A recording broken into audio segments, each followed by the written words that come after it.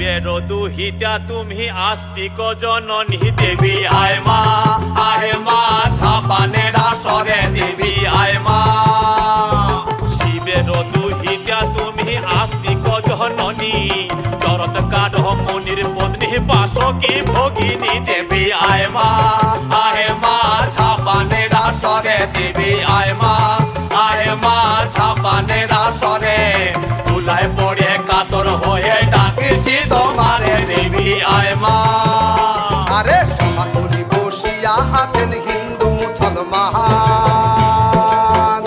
আরে সমাকুলি বসিয়া আছেন হিন্দু মুসলমান। আরে তোমার চরণে অথম আমি জানাইলাম সালাম, তোমার চরণে অথম আমি জানাইলাম প্রণাম। হে মা যতে